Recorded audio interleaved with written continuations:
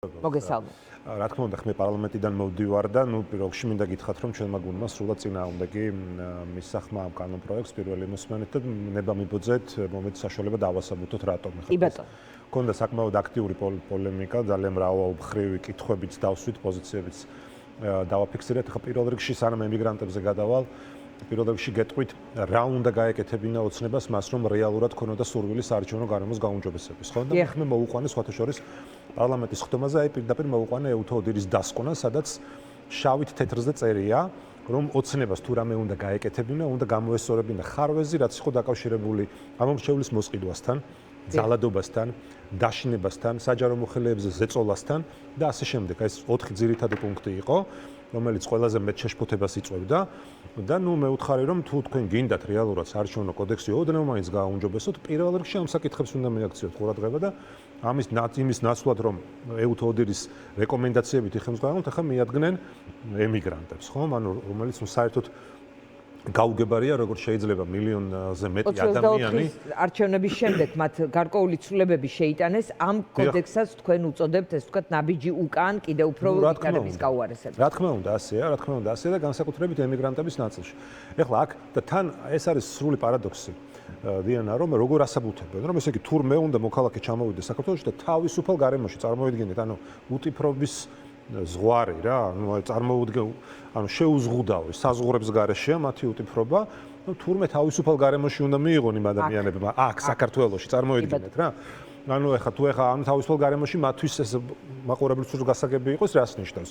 კაპიტალმა თუ არ დაურეკა იქ საარჩევნო უბანზე რაღაცა მობილიზებულ, ეგრეთ წოდებულ, არ ვიცი, ტიტუშკა დავარქვათ თუ ზონდერები დავარქვათ იმათ რაღაცა იმაში კორიდორში თუ არ გაიარა, იქ სუსის თანამშრომლის ჩარევის ქვეშ თუ არ მოექცა და ასე შემდეგ და ასე შემდეგ, ისე გადაწყვეტილებას ვერ ღებულობენ თურმე ჩვენი მოქალაქეები, ხო და სადაც ვერ წვდება მოკლედ ოცნების ეს მაკონტროლებელი, ეს ბრუტალური ხელი, ძალადობრივი ხელი და კიდე ვიმეორებ, ამიტომ მოვიყვანე მე უთოოდირის დასკვნა, რომ ეს არ ყოფილიყო რაღაცა ჩვენი სუბიექტური მოსაზრება, რომ პირველ რიგში ძალადობაზე, დაშინებაზე და მოსყიდვაზეა მითითებები.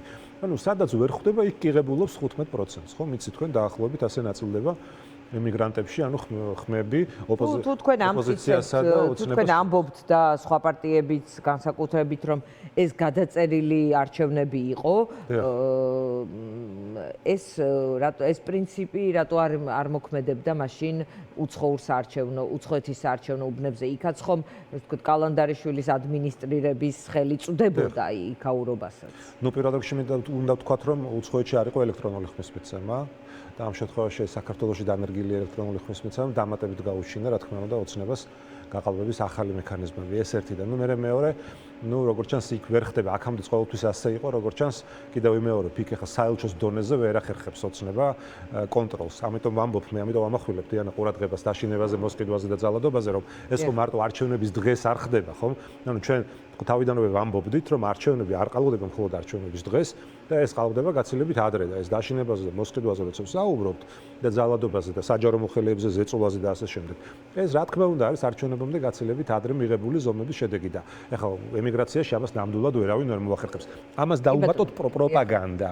იმიტომ რომ საქართველოში პროპაგანდა ესე მასირებულად მუშაობს საქართველოს მოქალაქეებზე და ემიგრაციაში ეს ასევე კონკრეტულ არხებს საქართველოში მიმდინარე ამბების გასაგებად ემიგრაციაშიც ირჩევს ადამიანი, ზოგი იმედს უყურებს, ზოგი ტვ-პირველ, ზოგი რუსთავიერ, ზოგი ტვ-ფორმულას. ეს რატო შეიცვლება ახლა აქ რაღაცნაირად გაუკონტროლებს? იქაც შეუძლიათ ამ ტიპის ინფორმაციის მიღება მათი პოლიტიკური გემოვნების. მაგრამ მაინც როგორ არის დიანა, ახლა თქვენ ადრეც მეკითხებოდით, ახლა პარლამენტში ახლა უყურებთ, ხო? უბრალოდ როგორ გითხრათ, ელაპარაკები მოყავს ეუთოს აესეოდირის დასკვნა, ესე პირდაპირ აჩვენებ, რომ აქ ესე წერია შავით-თეთრზე და ის მაინც გესაუბრება მხოლოდ იმაზე, რაც მას აწყობს. ერთი ფრაზაა ეუთოოდირის დასკვნაში, რომ არჩევნები ჩატარდა კონკურენტულ გარემოში, ხა ეს რას ნიშნავს, რომ ყველა პარტიას ჰქონდა საშუალება არჩევნებში. საშუალება შემდეგ არჩევნებზე არ იყოს, გამომდინარე მათი არჩევნები. ესეც კი არ იყოს, მაგრამ რის თქმა მინდა, რომ ამის მერე მოდის მთელი რიგი ისტორიულად უარყოფითი იყო ეს დასკვნა და რეკომენდაციებიც მოყვა, რა უნდა გამოესწორებინათ. მაგრამ გესაუბრება მაინც იმაზე, რომ თურმე უნდა აღიარო, რომ ეს არჩევნები იყო ნორმალურ ვითარებაში. მოკლედ რომ შევაჯამოთ, რა თქმა უნდა, წინააღმდეგი ვართ პირველ რიგში ხა ემიგრანტები ხო თქვა მე კიდე ამ ბატონმა მათიკაშვილმა ხო თუ არ ვცდები მისი გვარია რომ ესე იგი თურმე გადმორიცხვებს ხო ხა ველაპარაკებით ვეუბნებით რომ 10 მილიარდი ლარი ეს არის 2024 წელს ზუსტ ციფრს გეუბნებით ამ შემთხვევაში დაზუსტებულს ემიგრანტების მიერ ჯამურად გადმორიცხული თანხა რა თქმა უნდა გასაგებია რა შუაშია ბიუჯეტი ეს უბრალოდ არის საქართველოს ბიუჯეტის 1/3 ანუ ფაქტობრივად ამ ხელა კონტრიბუცია აქვს ემიგრანტებს ფაქტობრივად ნახევარ საქართველოს არჩევენ ხო ეს ადამიანები და ეს ადამიანები რომ ამ რაოდენობით ემიგრაციაში არიან ამის პასუხისმგებლობა ხო თავიდან ბოლომდე ოცნებაზეა ანუ რეალურად კარგი ცხოვრების გამო ხო არ არიან გაქცეული ამ ქვეყნისგან ხო ანუ ცუდი ცხოვრების და არასათანადო პირობების გამო არიან გაქცეულები ხა ოცნების პროპაგანდას რო დაუჯერო თურმე ევროკავშირზე გაცილებით მაღალი ეკონომიკური ზრდა გქონია და მაშინ აი ამ განხილვამ რა ტიპის შტაბ-ჭრილება დაგიტოვა ჩვენ გვილაპარაკია ამ ეთერში ხომ არ აპირებს ოცნება ახალი არჩევნების ჩანიშვნას რატომ იყო საჩქაროდ საარჩევნო კოდექსში ცვლილებების შეტანა თავად როგორც ამბობენ ახალი კოდექსის ფაქტობრივად მიღება რაღაცნაირად ანუ რისთვის აკეთებენ ამას თქვენ რაიმე შტაბ-ჭრილება დღევანდელი განხილვის დროს ხომ არ მიიღო ვიცით რთული სათქმელია რა დაახლოებით 50-50-ია ჩემი აზრით რა თქმა უნდა არსებობს ვერსია და სრულიად სამართლიანად შეიძლება იფიქროს ნებისმიერმა ადამიანმა ექსპერტმა პოლიტიკოსმა რომ შეიძლება ამას ოცნება აკეთებდეს სწორედაც რომ ხელახალი არჩევნებისთვის თუმცა ზუსტად იგივე ასე ვთქვათ წარმატებით შეიძლება იფიქრო რომ არა და ის უბრალოდ ელოდებას შესაბამის მომენტს და ეხლა აქვს კარგი მომისმენია სხვათა შორის შეიძლება თავადაც არა აქვს ჯერ დაზუსტებული გააჩნია როგორ განვითარდება პროცესები მათ შორის გეოპოლიტიკური ძალიან მნიშვნელოვანი აბსოლუტურად უბრალოდ სიჩქარეზე მინდა გიპასუხოთ მომენტი აქვს ახლა რეალურად როდესაც შეუძლიათ ყველა კანონი მოირგონ სათავისოდ და ნუ რატომაც არა ეს არის მათი დამოკიდებულება ეხლა 2026-ში დასჭირდებათ თუ 2028-ში ეს ასე ვთქვათ, მოგვარებული ასე ბჭყალებში ექნებათ. დღეს პარლამენტს წარედგინა კანონპროექტი მეწარმეთა შესახებ კანონში ცვლილებების შეტანის თაობაზე, სადაც საუბარია, რომ საჯარო მოსამსახურეს ექნება უფლება იყოს საინვესტიციო პროექტის საბჭოს წევრი, იმის მიუხედავად რა წილ პროცენტს ფლობს იქ სახელმწიფო. არის თუ არა ეს აი ამ არაბული ინვესტიციის გამოძახილი თქვენ რას იტყვით ამაზე? ფათაშორის მინდა გითხრათ რომ მე დღეს ვესწრებოდი ამ კანონპროექტის განხილვას ეკონომიკური პოლიტიკის კომიტეტზე და მინდა გითხრათ რომ განმარტებით ბარათშიც პირდაპირ წერია, ანუ კი არ მალავენ ეს უბრალოდ რომ მიცოდეთ რომ ეს საკანონმდებლო ასე ვთქვათ, ნუ მცირედი ცვლილება არ არის ახლა რაღაც გრანდიოზული ცვლილება, გამოიწვია სწორედაც რომ ამ ვითარებამ, როდესაც შეიქმნა ერთობლივი საწარმო სახელმწიფოს წილობრივი მონაწილეობით და ამ შემთხვევაში სახელმწიფოს წილი არის 50%-ზე ნაკლები და ნუ ახლა რა თქმა უნდა იქ მათ აქვს სურვილი რომ ყავდეთ ასე ვთქვათ საჯარო მოხელეებს ავარაუდოთ ალბათ ეკონომიკის მინისტრი იქნება ახლა არ დასახელებულა სახელების დონეზე სამეთვალყურეო საბჭოში თუ არ ვცდები და ნუ ამიტომ მიიღეს ეს ცვლილება მაგრამ უბრალოდ იმის თქმა მინდა რომ არც დაუმბალავთ პირდაპირ განმარტებით ბარათში წერია რომ ეს საჭიროება მოიტანა აი მიგილხის საქართველოს გქონდა თქვენი პოზიცია აი როცა საუბრობდით თქვენი გამოსვლის ტექსტი იყო თუ ეს თქვა სააგენტოებმა ასე ეს თქვა